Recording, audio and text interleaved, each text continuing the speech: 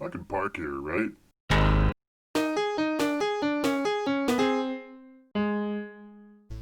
Hi, I'm Dave, and this is Dave's Weird Project.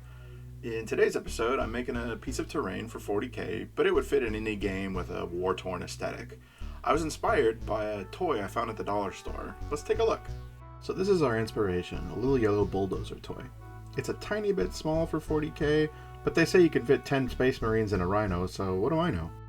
I decided on an 8x8 base and put the dozer on so I would know approximately where it was going to sit. Then I drew a haphazard line of ruins that was going to get cut out at the next step. I used a straight edge to cut out the base along the main lines.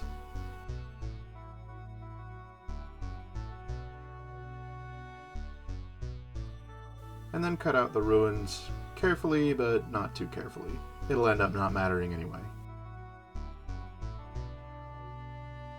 The cast-off piece looked perfect for an idea I had, so I cut out several brick shapes from it, and I thought I might be able to use these as rubble. It'd end up working pretty well, you'll see. Just to make sure I don't get lost, I marked this piece as the floor. To make the walls, I took one big piece and started a line on opposite sides so that the long piece of each opposite side would be the bottom of that wall. I measured these lengths so that they would fit together on the floor, accounting for the thickness of foam board. Then I just drew a kind of haphazard line in between them to make the raggedy wall. Then it's just a matter of cutting along that haphazard line to separate the one big piece into two wall sections. That felt like a lot of explanation for something that was pretty simple. And here I just dry fit them together to see how they look. Get the dozer in there. Oh, did some dozing. I knew I wanted to add at least one upper floor, so I used this Imperial Guardsman to sort of measure out about the height that the floors would be. Then I realized that dozer was actually what was going to dictate the floor height, so I remeasured using it. I wanted the dozer to be sticking out through the wall like it had crashed into it, so I put it up there and marked out roughly where the hole would be. That shape was easy to cut out, and then I roughed up the edges a bit too. Then I went for another dry fit just to make sure the dozer fits. Looking good. Oh, he just can't stop dozing. And here's a little test of what the rubble's going to look like. I like it. After gluing the walls onto the base with the hot glue gun, I cut out a piece for the second floor and glued that on as well. To add some visual detail to the outside of the building, I cut 1/2-inch wide strips of chipboard to act as banding or structural supports or something. I'm going to go around the bottom first, so I hold it up and mark off where it needs to be trimmed and then cut that part off. I also need to trim out some space for where the Bulldozer did his Kool-Aid Man trick through the wall. I used hot glue to attach it to the base when it was ready, but I might use white glue next time. I think that might be easier. I saved the excess that was trimmed off because it'll be useful to make vertical bands going up the side of the building.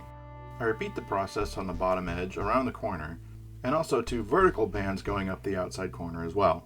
And then bands going up the outside at regular intervals, and some horizontal ones to break it up as well, implying more than one floor. I decided to put some flooring on the inside to make it look like the building was actually finished before it was lovingly blown up. Here I'm making the piece for the second floor. First I cut out a piece to shape.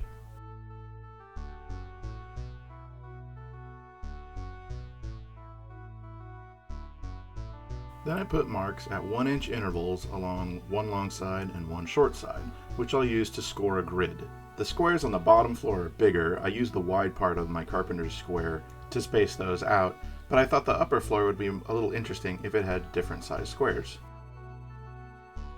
Run the blade gently along a straight edge a couple of times to score it without going all the way through.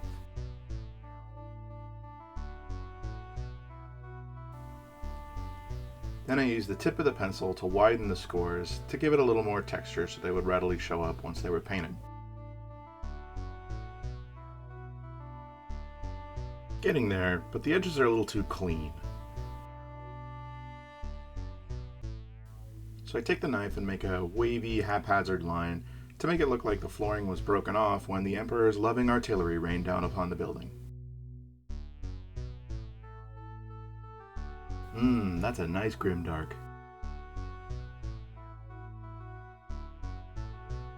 Just spread some PVA glue all around to stick it down.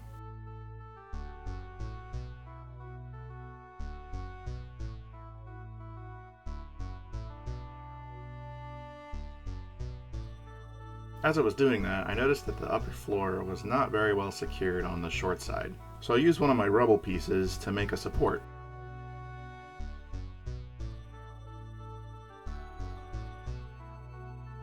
During this process, I learned just how hot glue really is when I smeared it all over one of my fingers. Ouch. But it worked, nice and strong now. To add some more destruction detail, I used wire, 18 gauge steel wire, cut into little bits to simulate rebar poking out of the concrete walls and floor. I just added 4 or 5 pieces per side, kind of stuck in randomly. Some vertical, some horizontal, to add variety. Next, I wanted it to look like people had come and improvised the way to get up to the second floor. So first I wanted to make rubble steps that somebody had put there on the ground floor.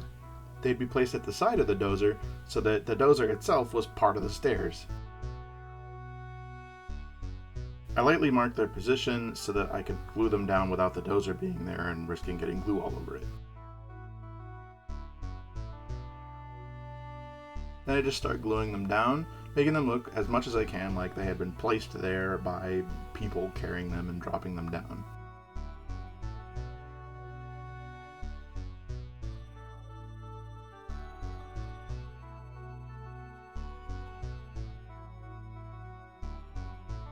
And checking against the dozer once or twice just to make sure that I was getting the right amount of height.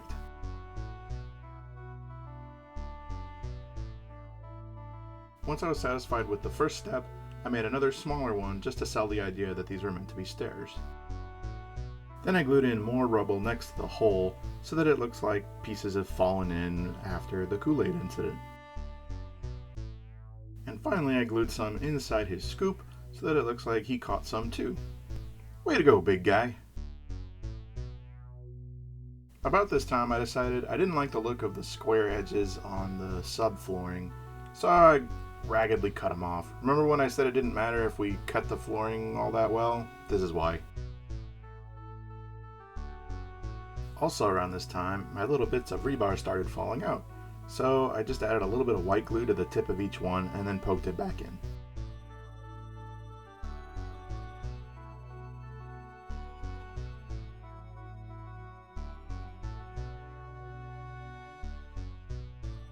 It's almost time to paint, so I coated the edges of the exposed foam with Mod Podge to protect it during priming.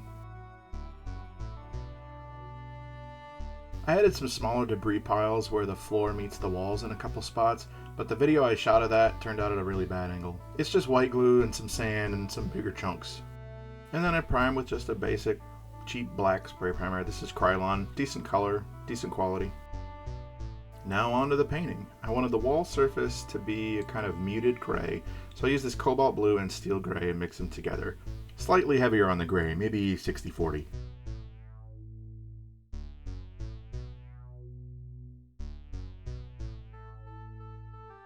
And don't forget the insides too. I wanted a concrete look for the exposed subflooring, so I used dark gray and light gray in a sponging pattern, a lot like Wyloch does.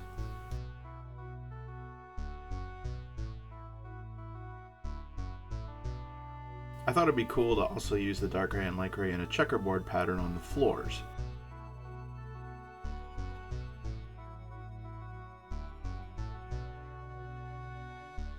Wherever there was exposed foam, like broken concrete, I dry brushed on the light gray to give it some texture and color. I also realized the pieces of rubble should be the same color on their flat surface as the walls, since that's where it came from, so I put that blue on there. Next up, I used a bronze color on the banding on the outside of the building to differentiate and add some contrast. Then I hit everything with a simple black wash. This is 10 parts water, 1 part black, and a little bit of dish soap, thanks to BMC and Wyloch for that. Once that was dry, I realized the walls needed something to spice them up, so I decided to make workplace posters that might be on an office building in the 41st millennium.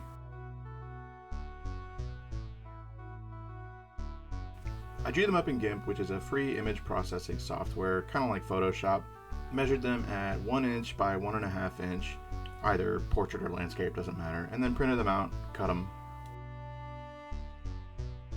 When I've got one ready, I put Mod Podge all over the back, nice even coat, and then just stick it to the wall and smooth it out. It's not a huge surface area, so bubbles probably won't be the problem, but I just took my time. Once it's on there, I go over it with a thin coat of Mod Podge, spreading it out as much as possible so there's no pooling. And I made sure to go over the edges onto the wall to help try to create a seal. And there you go, one poster done. That streak along the top disappears once it's dry. After sticking on several posters, I decided to also add some graffiti using colored Sharpies. This is pretty easy, and you can get a nice effect just by drawing on whatever lettering you want, and then drawing a little vertical smooge down a couple of the letters to look like spray paint had run down where someone had done the graffiti. The last little detail before I start painting the dozer is to drip some of the black wash down the walls so that it kind of looks like running, damp grossness. Make sure it goes over the posters and some of the graffiti too. Finally, moving on to painting the dozer, I wanted most of it to be this kind of construction site orange.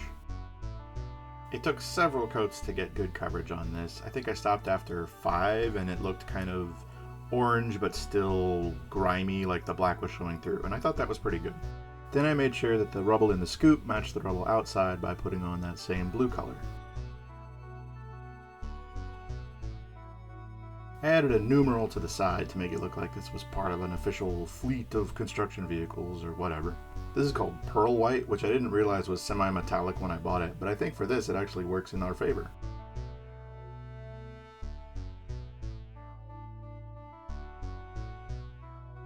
Then I used nickel to dry brush anything that looked like it might be a metallic, mesh, or grid, engine cover, or something like that. Give it a little texture.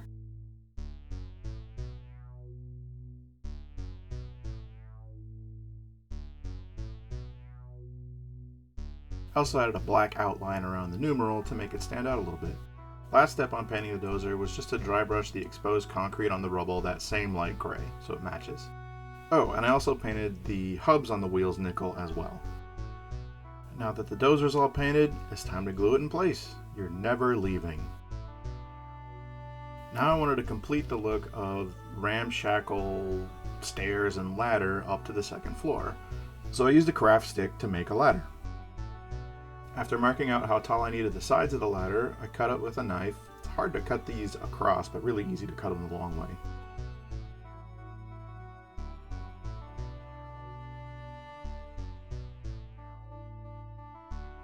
Then I cut out about 7 rungs, not sure exactly how many I would need. It turned out to only be 4, and I glued them on with hot glue.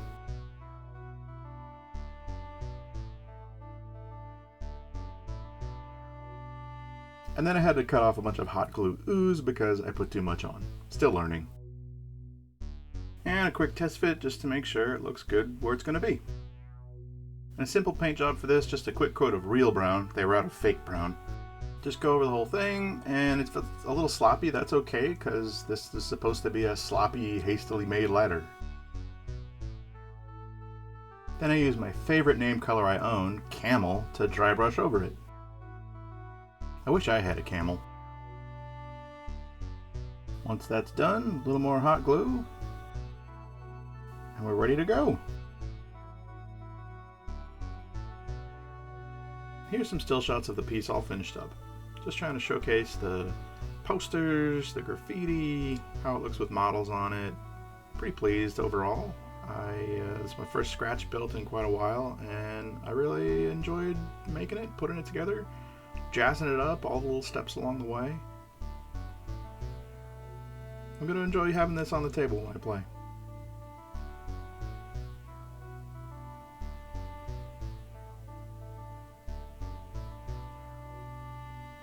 Oh yeah!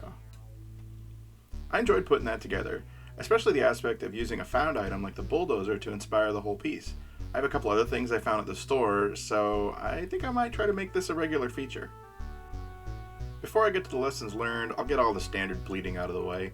If you enjoyed this video, please tap that like button and also maybe the subscribe and share buttons. If you'd like to support the channel, you can consider checking out my book on Amazon. I'll have Terry put a link down there somewhere. Alright, lessons learned. I do these projects just as much to learn something as to make something, so I like to wrap up each video with a few key points. First, the most important one this time is hot glue is hot. I did okay for the most part, but I really felt it when I slopped some on my fingers, so learning the best time and where and when to apply it is key. I also learned that the hot glue isn't always the best material for sticking things on. I think the banding on the outside of the buildings might have done better with PVA glue and a little extra time. Same goes for the ladder, smaller dabs of PVA glue rather than big chunks of hot glue that I have to clean up after that. The walls ended up a bit inset on the base, so the next time I do something like this, I might adjust how I put those together.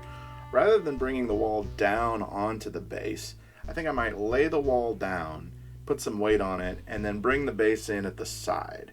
I think that might produce a better, more flush joint. Lastly, that craft paint is still giving me some interesting times.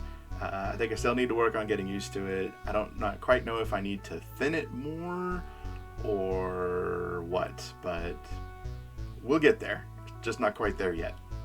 On the video side of things, I think I really flexed my editing muscles. There was at least an hour of footage when I started, but I got it down to under 20 minutes. But I definitely need to get better about the quality of the footage I have to work with. I think an external monitor would really help, but I don't know if I can hook one up to my phone, which is what I'm currently shooting with. It might have to wait till I upgrade to a better camera. So, buy my book. I'm getting better at recording the narration and these talking head videos too, which shaves time off the whole process of making a video, so that's good. So that about does it for this episode. Let me know what you thought in the comments. If you've ever had a project inspired by a single item, let me know about that too. I'd like to hear about that. Also, if you have any suggestions for topics, crafting projects, or how to improve the quality of the channel, I'd really love to hear those too. This is the last of the 4 launch videos that I wanted to have ready before making the channel live. And so I think it's a good time to reflect and see if this is something I want to continue doing. And the answer is a resounding yes. I'm really enjoying this process. It's helping to keep my creative energies flowing. So stay tuned for more content soon. Till next time, take care everybody.